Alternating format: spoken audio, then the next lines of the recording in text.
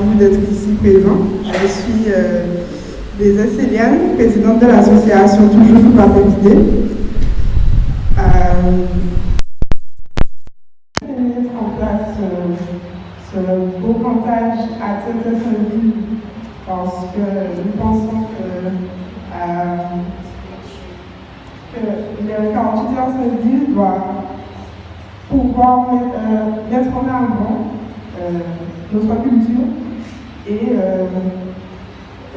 pouvoir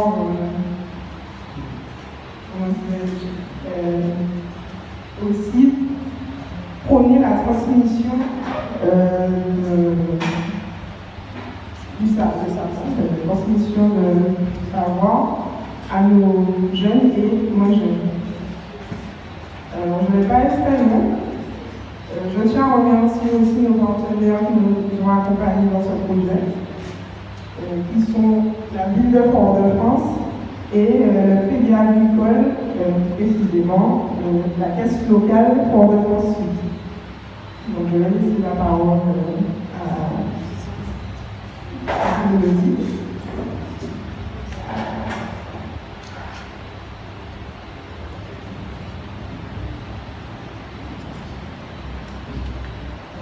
Rester là carrément. C'est bon. Bon, bonsoir.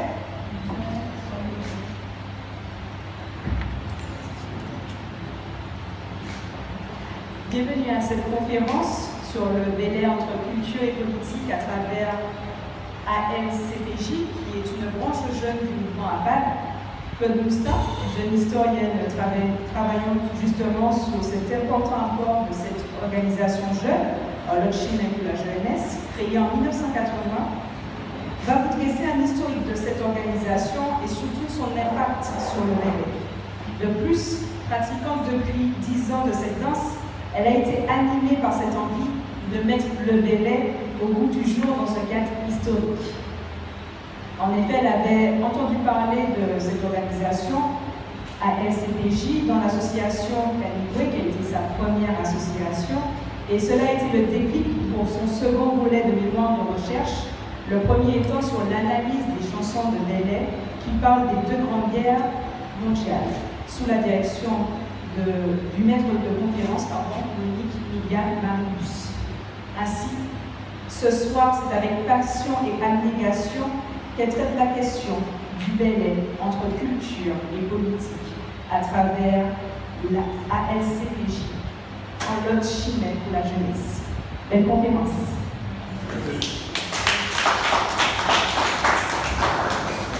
Merci Mélodie. Alors, belle bonsoir à tout le monde. Je rencontre sans autre là, je fais le déplacement au centre citoyen.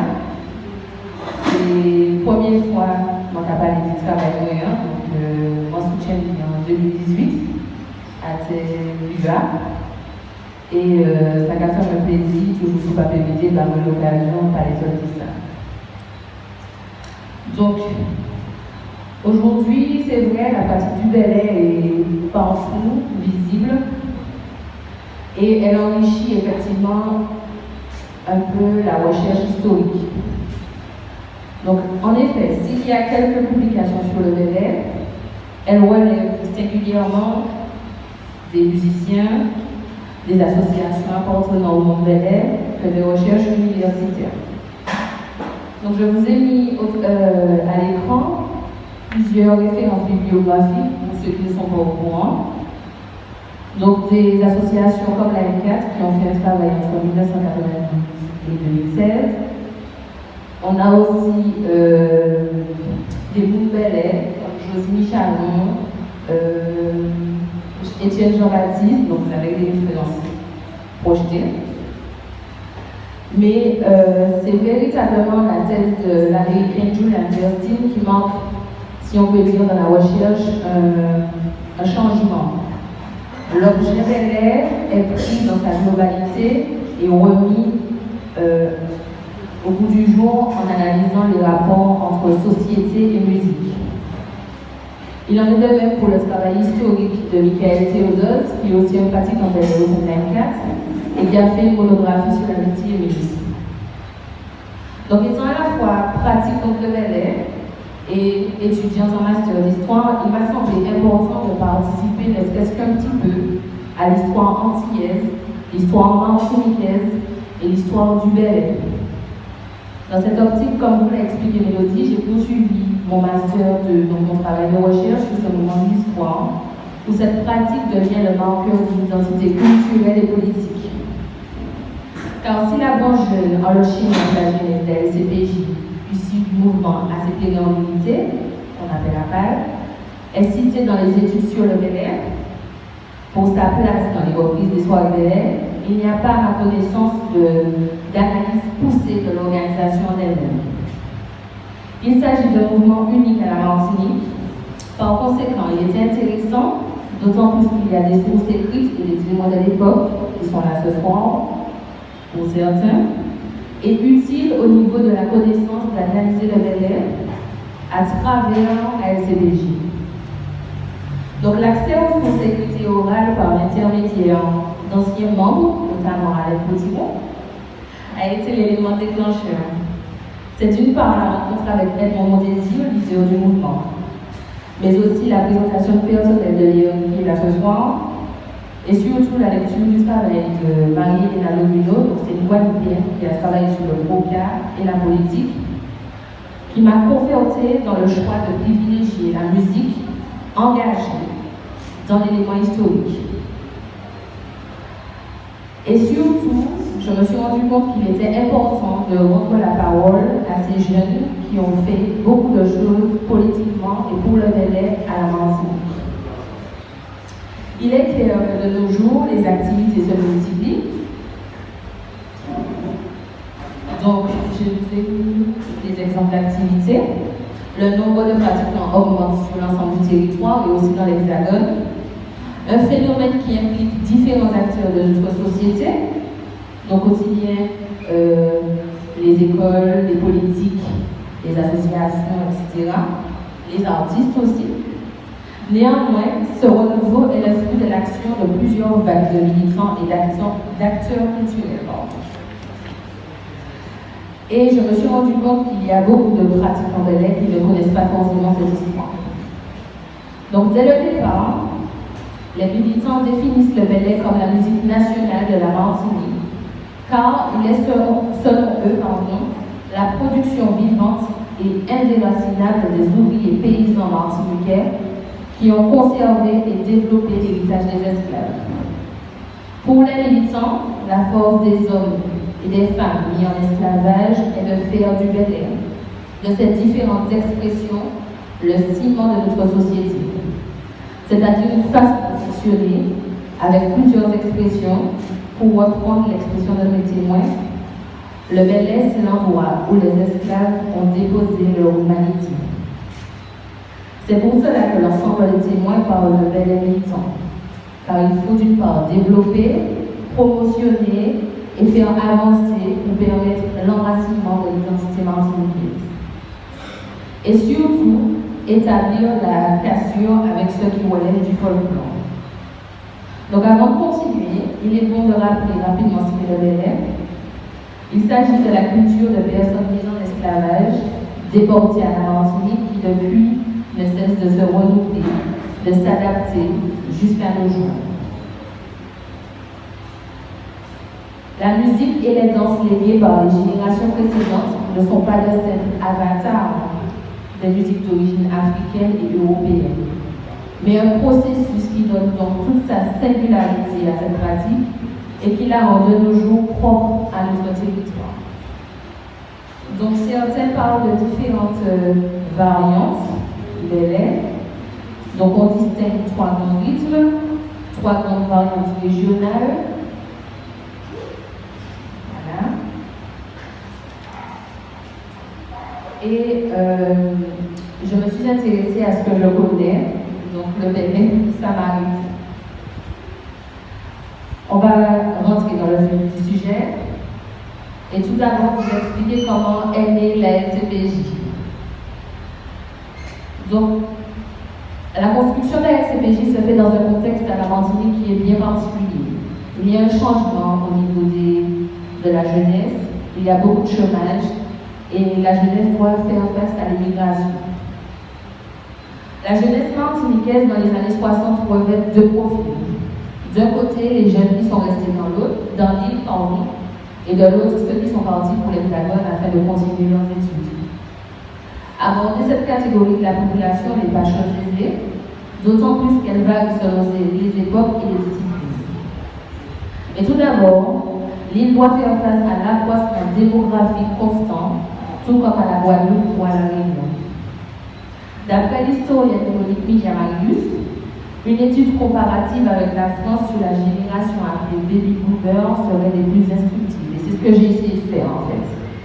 Parce qu'il est l'historien Jean-François Sirinelli, qui analyse la jeunesse en France durant cette période, parle de paix, de prospérité, de plein emploi.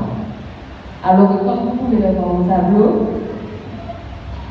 on a en 1982 52% de la population martinique qui est âgée de moins de 25 ans, tandis qu'en France hexagonale, il y en a 36. Et cet écart, il ne fait que se prolonger au cours des années, donc je vous ai une référence, et jusqu'à nos jours. C'est le cas.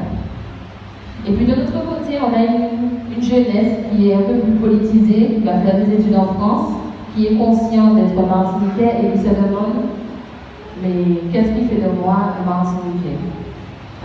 Donc effectivement, à travers les associations comme la GEM, il y a une prise de conscience qui s'opère. Et tous ces jeunes-là communiquent.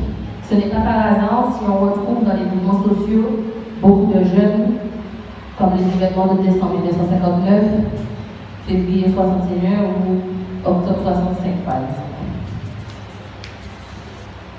Donc en somme, la majeure partie des jeunes doivent faire face à un avenir bloqué, avec le manque de travail et l'augmentation du chômage. À cette situation, le gouvernement français a comme réponse la création du BUMIDOM, donc le Bureau pour le développement des migrations dans les départements d'outre-mer, qui va exister entre 1963 et 1981. Ça a pour effet le départ de massifs de jeunes adultes vers la France hexagonale pour occuper les postes du bas de l'échelle dans les hôpitaux ou les administrations publiques. Mais l'arrêt du BUMIDOM ne signifie pas pour autant la fin de l'immigration. Et le chômage continue à augmenter dans nos îles et la présence des jeunes aussi. Alors, il y a aussi un phénomène qui se passe en Martinique, c'est qu'à partir de la fin de la Seconde Guerre mondiale, il y a une vague de personnes qui sont à la recherche de leur identité. Ce terme, alors donc, on assiste dès 1946 au développement des ballets folkloriques qui engendrent un processus de revitalisation des traditions ancestrales et qui jouent en quelque sorte un rôle de sauvegarde concernant le bébé. On a l'exemple de Ronnie Holt, qui est un chorégraphe américain qui est venu à la Martinique et qui se rend dans les campagnes pour pouvoir chercher ce qu'est le bel-air. Mais une fois qu'il y intègre ça dans les ballets, il le transforme. Ensuite, dans les années 60-70, la culture en général devient un espace de revendication identitaire, de revendication indépendantiste, qui s'oppose à celle des assimilationnistes. Donc on a l'exemple d'un côté de M. Victor Sablé, qui est député de la Martinique et porte-parole de la droite martiniquaise, qui a une approche assimilationniste et qui privilégie et légitime le choix de la France par l'excellence de sa culture et de sa civilisation. Alors que les indépendantistes, dans leur démarche identitaire, mettent l'accent sur les éléments culturels qui les définissent en tant que martiniquais. C'est dans ce contexte qu'à Port-de-France est créé le Service municipal d'action culturelle, le CERMAC, en 1976, pour l'impulsion de Louis Césaire. Il a l'objectif de démocratiser la culture et de révéler et de la valoriser au sein du peuple. D'ailleurs, les messages et renouvellements maison engagent Thiémil afin d'initier les Fouillalais aux danses traditionnelles, notamment au pitch en Maricéo à Dijon. Alors, dans ce contexte, une question se pose. Que faire de cette jeunesse qui occupe plus de la moitié de la population de moins de 20 ans? Les militants de la LCPJ, ce sont des jeunes qui ont pleinement conscience de ce qui se passe dans la société. Et la jeunesse, cette période de la vie, est une période où on se construit, où on se cherche et où on cherche sa place dans la société. Les cadres sont des jeunes adultes, comme Edmond Mondésir, qui a 33 ans à l'époque, et pour les plus jeunes actifs, 17 ans. Car il est important que les jeunes se mettent au service des autres jeunes pour améliorer la situation de la Martinique. Donc, dès la fin des années 60, il y a une mouvance marxiste-léniniste qui s'installe en Martinique et qui se diffuse. En 1980, Edmond Mondésir est déjà pleinement impliqué dans le militantisme et il réfléchit à la situation de la Martinique et surtout à la situation des jeunes. Lors de notre première rencontre, il m'explique qu'il faut à tout prix trouver une solution pour la jeunesse et faire la liaison entre les différentes couches sociales afin de bouleverser l'ordre établi en Martinique. Alors, la publication du bulletin interne de janvier 1982 rend compte de l'apparition officielle d'ALCPJ, que je cite. Le 28 décembre 1980, 80 jeunes réunis dans un hangar pour prendre une décision historique, créer l'organisation de la jeunesse martiniquaise dans la ligne des ouvriers paysans. Alors, qui forme la LCPJ? Quels sont ses objectifs? Tout d'abord, la LCPJ est le résultat du travail de jeunes militants impliqués depuis une vingtaine d'années sur le terrain martiniquais. Et dès son apparition, il est primordial que la LCPJ ne fonctionne pas comme une association loi 1901, il faut qu'elle soit indépendante des structures françaises. Elle a la particularité d'avoir les caractéristiques à la fois d'une association et d'une organisation de jeunesse. D'après les statuts publiés lors du premier congrès de décembre 1984, elle est une organisation politique de masse. Elle a pour objectif de rassembler, de mobiliser l'ensemble de la jeunesse martiniquaise à travers des activités collectives. Il a été très difficile pour moi de chiffrer le nombre de jeunes qui ont participé et qui adhèrent à cette période. Car selon les témoins, les choses se font, mais ils ne gardent pas de traces écrites.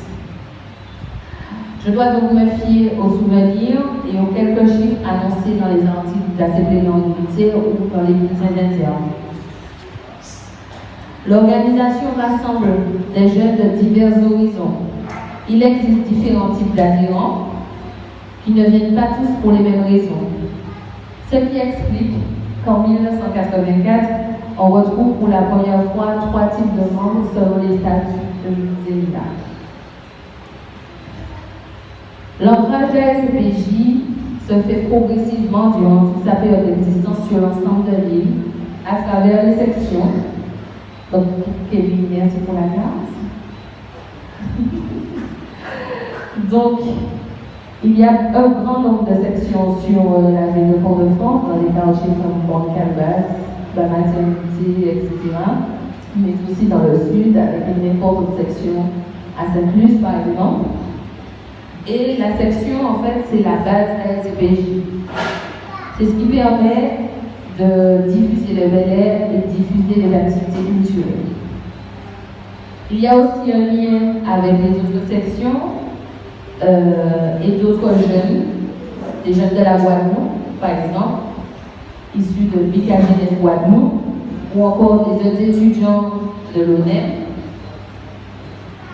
Et cela participe à la formation militante des jeunes, mais aussi leur permet de rencontrer d'autres jeunes pour faire avancer la situation, développer les liens d'amitié et surtout la réflexion.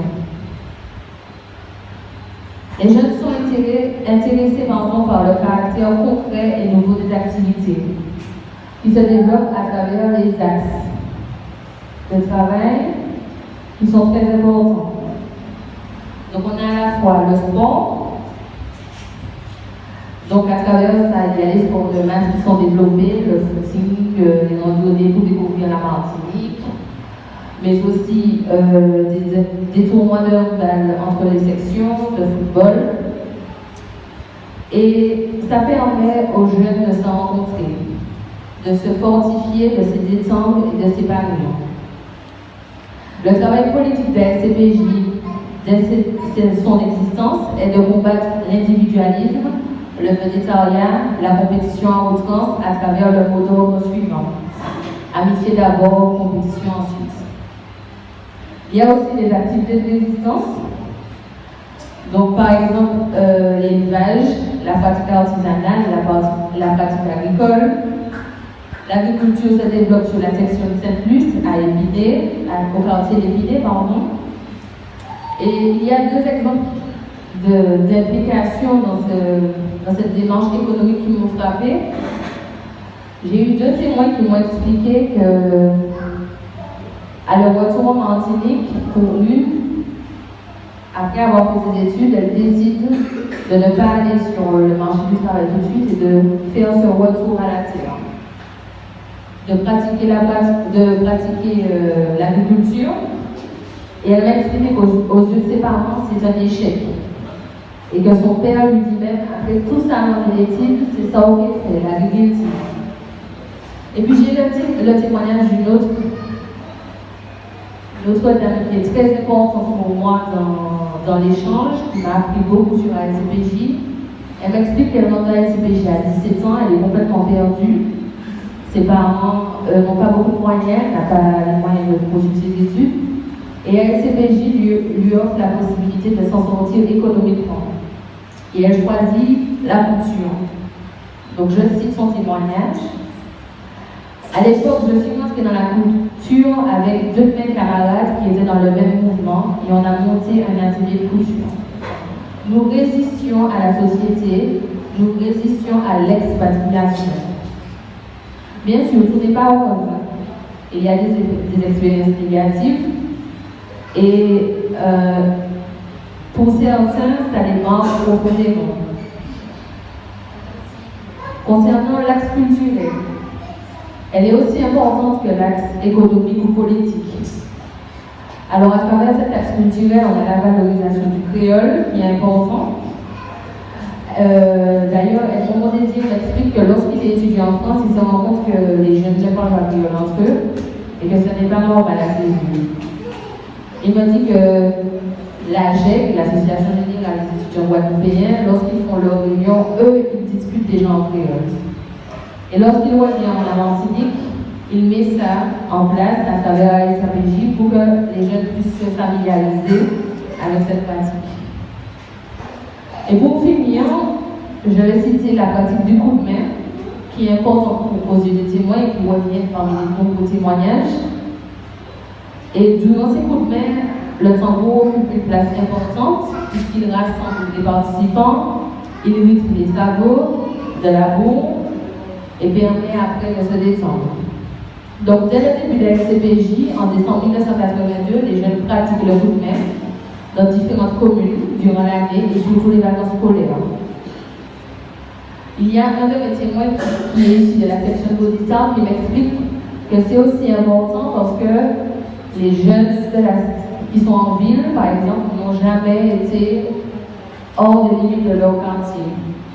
Et que ça leur permet non seulement de se mobiliser politiquement, de participer à l'effort aux côtés des paysans, mais aussi de découvrir la Martinique. Alors, on va passer à la troisième partie.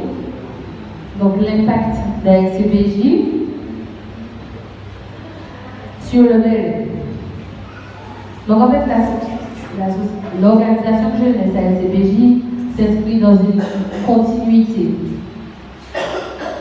Car ils me le disent, ils vont chercher à la source. Pourquoi continuité? Parce qu'ils perpétuent le travail de valorisation mené par Franck Hubert, qui est étudiant à l'époque et qui se rend à Sainte-Marie pour enregistrer Thierry, puis Sylvain Mongo. Donc le deuxième ville dont vous allez là, c'est ce qui sort grâce à la gemme.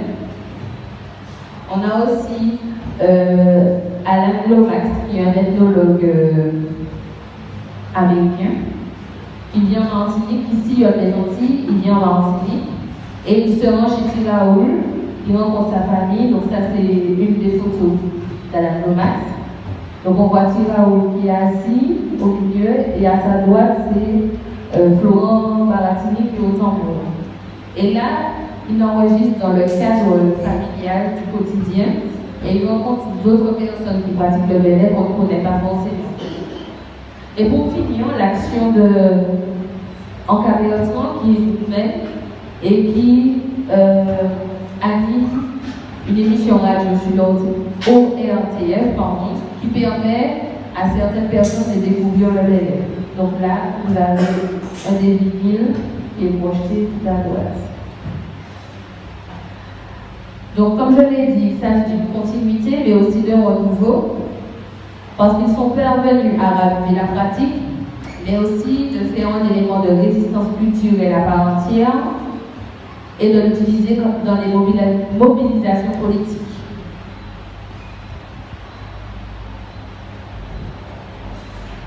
Donc, la pratique du ballet à Fort-de-France est intégrée avec le CERMAC dans le mouvement de la négritude par la municipalité, mais les militants veulent se démarquer et plutôt prôner un ballet qui serait révélateur de l'identité martiniquaise.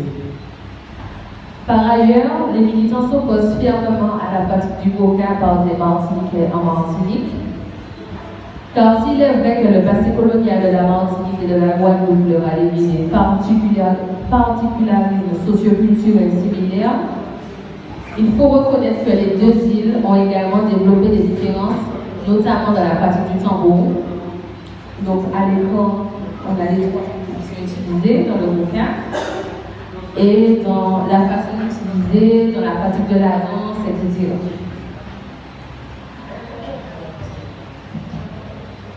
Donc, la période des années 80 est donc de changement et d'évolution au niveau de la pratique et de sa localisation.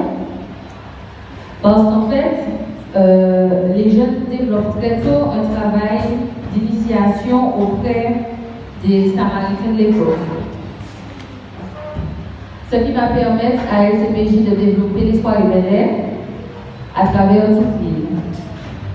Donc, comment ça se passe?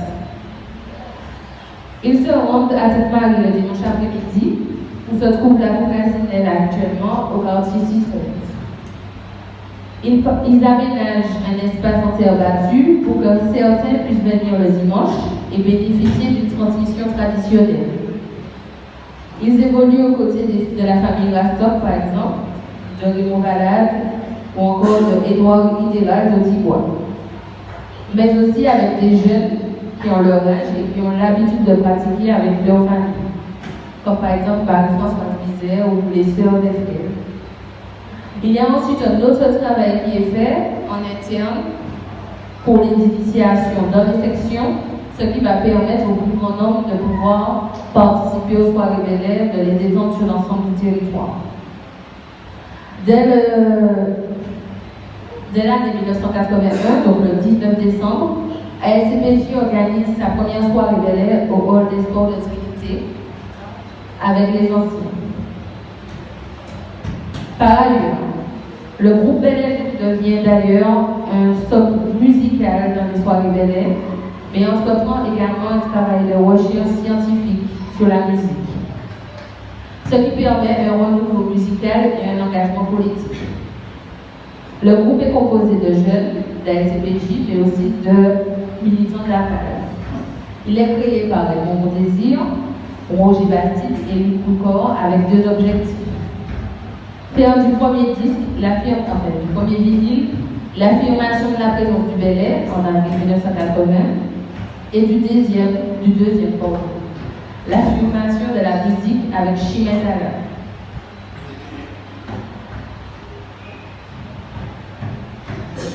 Malgré la pratique et la diffusion du ballet, grâce aux jeunes de la LCPJ,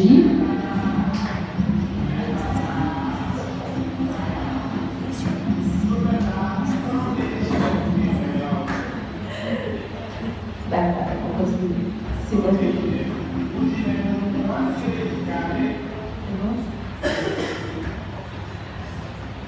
Alors, il est important dans mon désir de conquérir le public. Donc, le ballet est diffusé à travers la radio à cette unité, aujourd'hui, et est réduite à un certain nombre d'auditeurs. Donc, pour mon désir, il faut qu'il y ait ce travail pour que l'ensemble des Martiniquais puissent entendre et se l'approprier. D'un autre côté, il y a un travail de recherche qui est lié à la gamme Bellet, qui permet l'ajout des instruments dits modernes et qui accompagne désormais le tambour Bellet et le tibois. Ce qui explique que l'on retrouve les premières transformations dans les chansons comme ACP de l'Unité où il y a de la jeunesse élevée. Mais c'est le vinyle de 1983 qui développe vraiment le genre, donc Chimetala, et on va écouter un court extrait.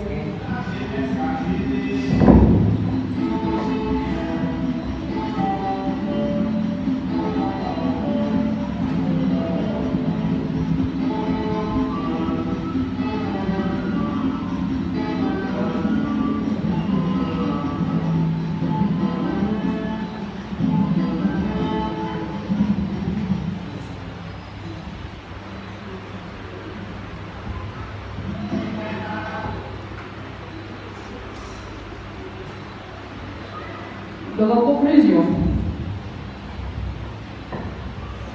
l'action d'ASCPJ en faveur du Bellet a permis à un plus grand nombre de personnes de pratiquer cet élément du patrimoine. Cela lui permet de dépasser les limites de la commune de Sainte-Marie, mais aussi de mener des recherches par rapport au groupe Bellet et de contribuer au répertoire Bellet. Le choix des jeunes en faveur du développement du Bellet, à la fois perpétue le travail des anciens, tout en apportant un vent de renouveau par la recherche musicale et une conscience politique dont témoignent les chansons.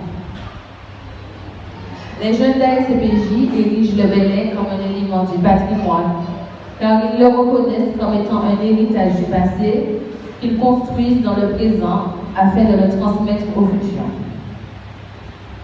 Néanmoins, au cours des échanges avec Edmond Désir, il admet que les choses n'ont pas toujours été faciles entre ceux qui trouvent que la démarche n'est pas assez approfondie ou ceux qui pensent que l'intervention d'ASCPJ risque de dénaturer le Bellet. Il admet également que certains anciens n'ont pas compris sa démarche, estimant que les jeunes n'appliquent pas correctement ce qu'ils ont appris. Cependant, l'essentiel à ses yeux reste le fait que l'adhésion à LCPJ ait permis à un grand nombre de jeunes d'être en contact direct avec les détenteurs du savoir et de pratiquer cet élément culturel au contact des anciens. Concernant le groupe Bellet, il n'est pas sans rappeler la démarche du Guadeloupéen Gérard Loquel avec le Boca moderne, qui permet, à travers l'élargissement du Boca, par l'introduction des instruments occidentaux, de rendre compte d'une réalité musicale endogène, non occidentale. La musique de Bellet se situe dans la même démarche en introduisant la flûte en bambou pour se démarquer de la biguine et des autres répertoires musicaux martiniquais, mais pour permettre aussi au Bellet de s'inscrire dans la modernité du monde. À travers les témoignages, transparaît le nouveau souffle qu'apporte le mouvement au niveau du sport, de l'éducation, de la politique. ASCPJ parvient entre 1980 et 1987 à s'adresser à une quantité de jeunes à travers lui. Elle offre à ces jeunes un nouvel espace de rencontre. On y retrouve des jeunes d'une vingtaine d'années qui prennent en main des enfants plus jeunes. Deux classes d'âge qui grandissent durant la période d'action de l'organisation. La première bascule dans la classe des jeunes adultes et l'autre la remplace. Cependant, les dirigeants se rendent compte qu'à partir de 1987, les activités commencent à diminuer pour toute une série de raisons. D'une part, le militantisme demande une grande disponibilité aux jeunes, et ces derniers sont en train de grandir et sont happés par la vie familiale et ou professionnelle. De plus, l'absence de renouvellement net au niveau des cadres et des sections contribue à son déclin. Certains militants admettent qu'il y a eu plusieurs tentatives pour remédier à sa disparition totale, comme par exemple ABJK, Action pour une jeunesse conscience, qui a été créée en 1999, mais l'expérience n'a pas été concluante. Il est alors plus difficile de mobiliser cette nouvelle jeunesse, car entre-temps, le monde et avec lui la Martinique ont changé et basculent dans l'ère de la technologie. Edmond Mondésir attribue également la disparition de la LCPJ au changement de législation. Une autre raison aussi évoquée, l'envie pour certains jeunes de participer à la vie politique de la Martinique. Aujourd'hui, le déclin de la LCPJ n'est pourtant pas synonyme de disparition définitive, puisqu'un bon nombre de cadres de l'organisation politique sont à des postes d'enseignants, de directeurs d'établissements scolaires. Ils agissent pour la société martiniquaise. Et au niveau du Bel-Air, beaucoup créent des associations qui sont établies dans le paysage culturel aujourd'hui. Se pencher sur la LCPJ, le Bel-Air à travers la LCPJ, a suscité beaucoup d'interrogations sur le Bel-Air d'aujourd'hui et sur son devenir chez moi. Durant cette époque historique, le Bel-Air est devenu un lieu d'expression, le drapeau sonore du mouvement Appel. Mais on peut se demander s'il est toujours aujourd'hui considéré comme un espace de résistance. Que reste-t-il des mobilisations? Le Bel-Air a-t-il toujours un socle idéologique? De quelle manière la jeunesse aujourd'hui doit-elle s'engager pour continuer à faire vivre le Bel-Air? Merci en pile, merci en chaîne.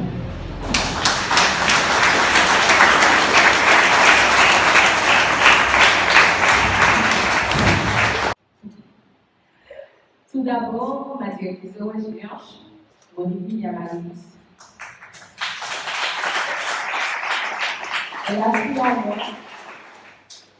Elle a cru en cette démarche que d'autres directeurs de l'UA n'estimaient pas. Faire de l'histoire à travers les chansons de Bel-Air, à travers l'histoire du Bel-Air. Donc ça devait toujours la remercier. D'autre part, Edmond Mondésir, qui a été un témoin privilégié. La radio Appel, parce que c'est là que j'ai pu découvrir les premiers journaux du mouvement. Alain Potillon, qui est là ce soir, et Arlette Vainqueur, parce qu'ils m'ont permis de comprendre ce qu'était la LCPJ et de bénéficier de ce qu'on appelle en sociologie de l'inter-contact, en fait. Ils m'ont mis en contact avec beaucoup de militants de l'époque. Alors, moi, je ne suis pas plus grand que le monde, je vais parler avec toi, continuer. Léon Potillon, qui est là ce soir, parce qu'en fait, elle a été la première à faire, chez son père, une intervention sur la LCPJ, et c'est de là que j'ai réalisé que j'avais ça en main, que j'avais déjà ces chansons-là, et que je pouvais faire quelque chose avec. Merci beaucoup à mes témoins, il y en a qui sont là ce soir, pour leur disponibilité, pour leur franchise, d'avoir accepté de rencontrer une inconnue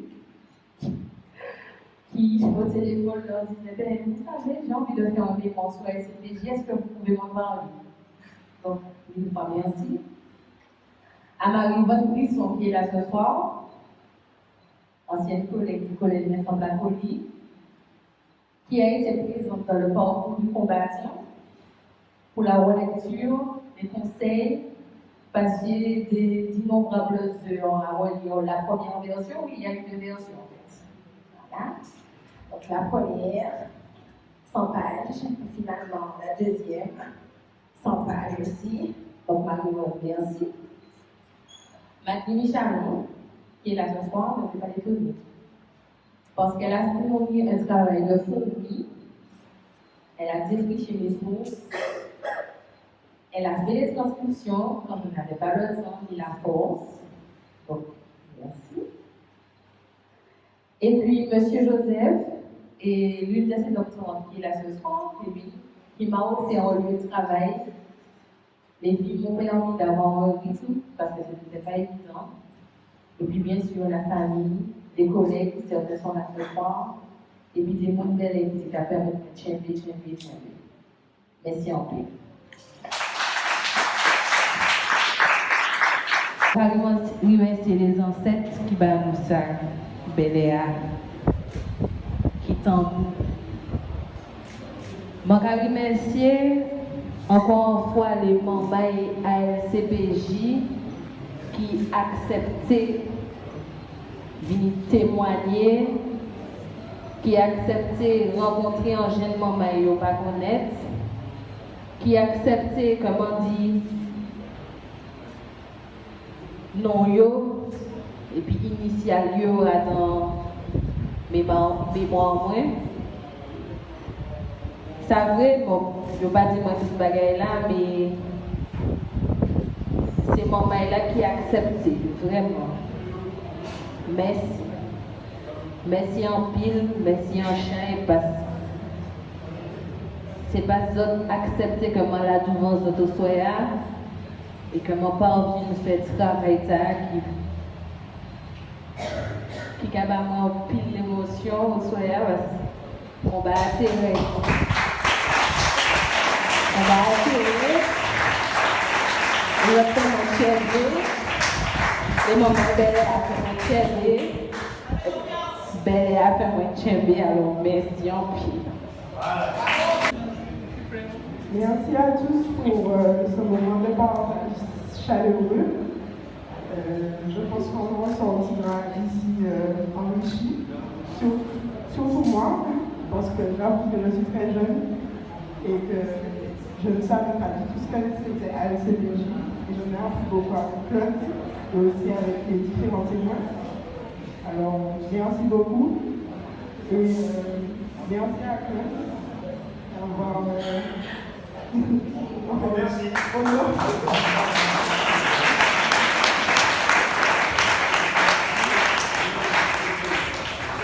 Je pense que l'ensemble des membres de notre association est heureux d'avoir pris envie de mettre en avant. Merci.